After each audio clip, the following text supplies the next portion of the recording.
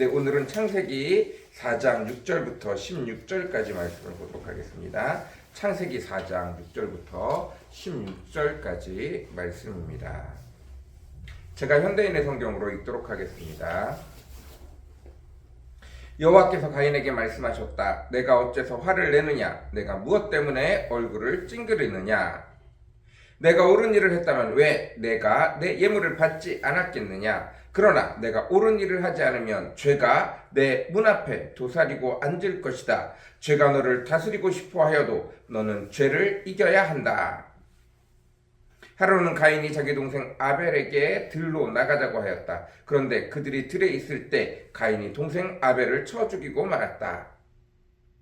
그때 여호와께서 가인에게 내 동생 아벨이 어디 있느냐? 하고 물으시자 가인이 나는 모릅니다. 내가 동생을 지키는 자입니까? 하고 대답하였다. 그때 여호와께서 말씀하셨다. 내가 무엇을 하였느냐? 내 동생의 피가 땅에서 나에게 호소하고 있다.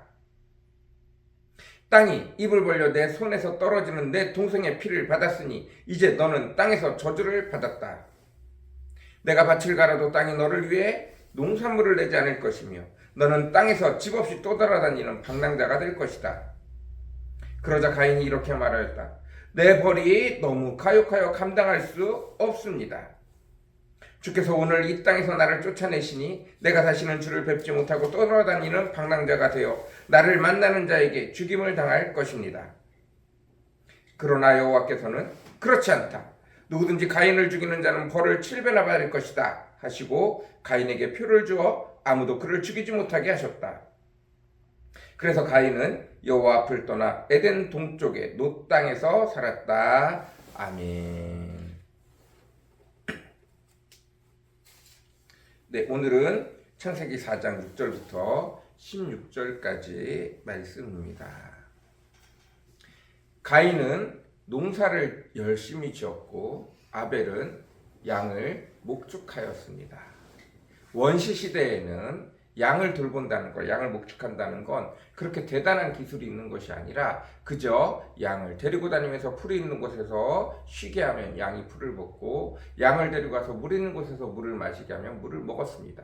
그리고 저녁에 양을 잘 묶어두고 불을 피워놓으면 여우나 늑대, 멧돼지 같은 것들이 와서 양을 잡아가지 못했습니다. 그렇게 돌보기만 하면 양은 스스로 아이를 갖고 양이 점점 늘어나는 것입니다. 그에 비해 농사는 식물이 말을 하지 못하기 때문에 비가 안 오면 물을 떠다가 매일 가져다 줘야 됩니다. 벌레가 생기면 벌레를 잡아줘야 합니다. 또 추수 때가 되어지면 추수를 해야 합니다. 씨를 뿌리고 밭을 갈아주고 거기에 식물이 필요한 것들을 공급해주고 또 벌레를 잡아주고 또 다른 동물들이 와서 그 식물을 파먹지 못하도록 또 경계를 서야 합니다. 농업이 훨씬 더 수고가 많이 들어갑니다. 그 수고로 인하여 가인이 기쁨으로 자기가 정성스럽게 재배한 식물을 가지고 여호와 하나님 앞에 예배를 드렸습니다. 그에 비해 아벨은 정성을 들였지만 훨씬 가인보다는 적은 정성의 예물을 드렸습니다. 누가 더 정성을 들였다 이런 얘기는 말이 맞지 않습니다. 둘 다 정성을 가지고 예배드린 것은 맞습니다. 문제는 가인이 드린 예배는 받을 수 없는 예물이고 아벨이 드린 예배는 여호와 하나님께서 받으실 수 있는 예배였습니다. 어제도 말씀드렸듯이 놀랍게도 모든 사람은 기원전 신에게 예배를 드렸는데 다 같이 동물의 피를 가지고 예배를 드렸습니다. 모든 사람들이 하나님에게서 떨어졌지만 하나님과 관련되어져 있는 흔적이 있기에 모두가 다 피로써 동물의 피로써 예배를 드려야 된다는 것들을 기본적으로 알고 있었던 것 같습니다. 다만 누구만 예배를 드리지 않았죠? 가인만 내가 정성을 들인, 내가 정말 귀중하게 생각하는, 내가 정말 귀하게 생각하는 것을 가지고 예배를 드렸는데 안타깝게도 가인의 예배는 하나님이 받으실 수 없는 예배였던 것입니다. 그 결과 하나님께서 가인의 정성을 안 받은 것이 아니라 아벨의 예배는 받을 수 있는 것이고 가인의 예배는 받을 수 없는 것이어서 받지 못하였습니다. 7절 내가 옳은 일을 했다면 왜 내가 내 예물을 받지 않았겠느냐. 그러나 내가 옳은 일을 하지 않으면 죄가 내 눈앞에 도사리고 앉을 것이다. 죄가 너를 다스리고 싶어하여도 너는 죄를 이겨야 한다. 네가 올바른 방법으로 예배를 드렸다면, 내가 받을 수 있는 예배를 드렸다면, 네가 딱 맞는, 때에 딱 맞는 것을 했다면 왜 그것이 제대로 사용되지 않았겠느냐, 이런 뜻입니다. 문제는 늘 언제나 때에 딱 맞는 것이 사용되어지지 않으면 나머지는 죄가 그 앞에 치고 들어와서 그 사람을 넘어뜨리려고 한다는 거예요. 아직 죄를 저지르지 않았습니다. 정성으로 드린 예배 자체가 잘못된 게 아니에요. 틀린 게 아닙니다. 다만 하나님께서 완전히 온전히 흠양하여 받을 수 있는 예배가 아닐 뿐이에요. 다시 말씀드립니다. 이 땅에 사는 그 어떤 누구도 제대로 된 예배를 완전히 완벽하게 제대로 된 예배를 여호와 하나님 앞에 드릴 수 없습니다. 그나마 아벨은 형식이라도 맞게 드려서 여호와 하나님이 받을 수 있었던 것뿐입니다.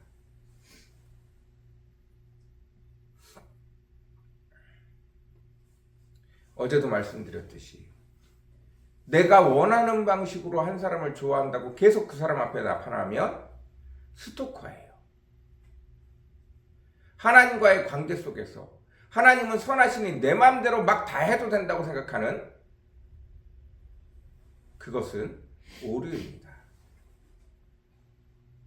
내 열심이, 남과 상관이 없는, 상대방과 상관없는 열심은 오히려 사랑이 아니라 그들을 불행하게 만드는 요소입니다. 결국 어떻게 됩니까? 가인이 질투하여 죄가 가인을 삼켜버렸습니다. 열심히 결국 질투로 바뀌고 그 질투가 끝내 살인을 일으키고 맙니다. 가인은 죄를 짓지 않았어요. 그런데 오늘 본문에 무서운 말씀이 있습니다. 때에 따른 바른 행동이 나타나지 않으면 언제든지 마귀가 찾아가, 죄가 찾아가 그 사람을 건든다는 거예요. 그때 죄를 이길 수 있으면 좋지만 거의 대부분의 사람은 마귀가 흔드는 그 흔들매 넘어질 수밖에 없다는 거예요. 이게 몹시 무서운 말씀입니다. 여러분, 늘 언제나 주님 앞에서 온전하기 위해서 애쓰고 힘쓸 수 있는 저와 여러분이 되셨으면 좋겠어요. 그리고 또 하나, 내가 하나님의 뜻을, 하나님의 때, 하나님의 방법대로, 하나님이 원하시는 대로, 하나님의 것으로 모두가 다 하나님이 관련되어져서 하나님과 함께 온전히 하나님을 기쁘시게 하는 일을 하지 않으면 100% 완전히 모두가 다 축복하고 영광이 넘치는 하나님의 일이 탄생하지 않습니다.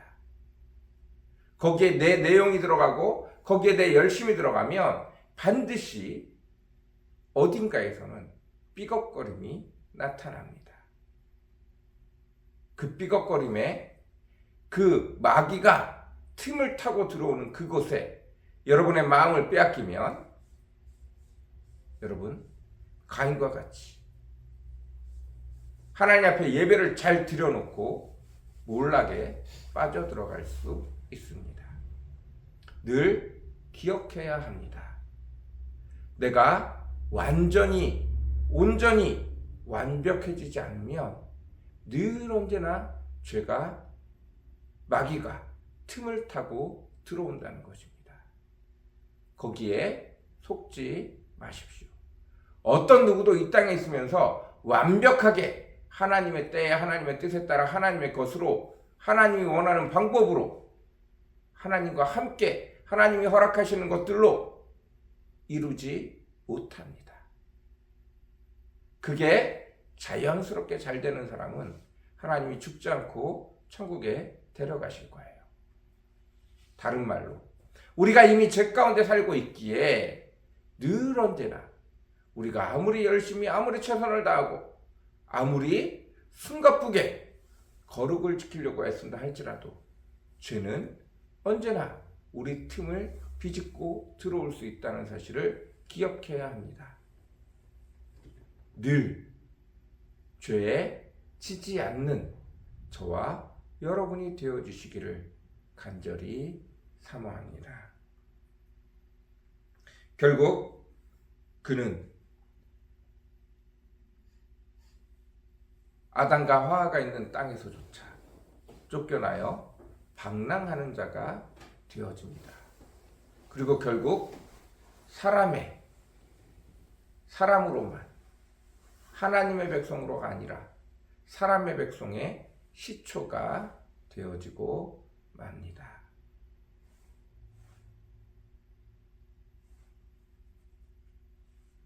에덴 동산에서의 생명의 끊어짐이, 결핍이 결국은 이런 참사를 만들고 말았습니다. 여전히 이런 끔찍하고 안타까운 결과는 온 세상에 차고 넘쳐 있습니다. 근원적인 해결은 풍성하신 하나님이 내 속에 들어와 내게 풍성을 이루는 것 외에는 방법이 없습니다. 여호와 하나님으로 인하여 풍성하게 되어지는 것 외에는 이 모든 악으로부터 벗어날 수 있는 방법이 없습니다. 돈이 풍성하다고 풍성한 게 아닙니다. 여호와 하나님이 여러분 속에 온전히 함께 계셔서 그 여호와 하나님으로부터 오는 풍성함이 여러분 속에 채워질 때 모든 것이 풍성해질 수 있습니다. 여러분, 그 축복이 저와 여러분에게 가득 넘치기를 간절히 사모합니다. 오늘도 그 은혜가 저와 여러분 가운데 가득 넘치기를 간절히 사모합니다. 같이 기도하겠습니다. 사랑과 은혜가 풍성하시고 거룩하신 아버지 하나님 감사합니다. 놀라우신 우리 주 아버지 하나님 감사드립니다. 오늘도 주여 우리를 축복하여 주시고 복의 복을 더하여 주옵소서. 놀라운 은혜로 함께하여 주시기를 간절히 사모합니다. 우리가 열심히 한다고 하지만 그 어느 누구도 완전히 하나님의 뜻에 온전히 다 순복할 수는 없습니다. 100이면 100다 하나님의 마음에 온전히 흡족하게 할 수 있는 일들이 거의 없습니다. 곳곳에 사람의 생각이, 곳곳에 사람의 결정이, 곳곳에 사람의 가치관의 판단들이 들어가 있어서 아버지 하나님, 그러나 그 모든 것들을 주께서 허락하시고 우리를 불쌍히 여기시고 긍휼히 여기셔서 그나마 받을 수 있는 것들은 받아주시고 그나마 받지 못하는 것도 어린아이가 소꿉장난을 하고 엄마한테 내밀면 그것을 즐겁게 받아먹는 척을 하시는 것처럼 우리의 부족함, 우리의 연약함 그것마저도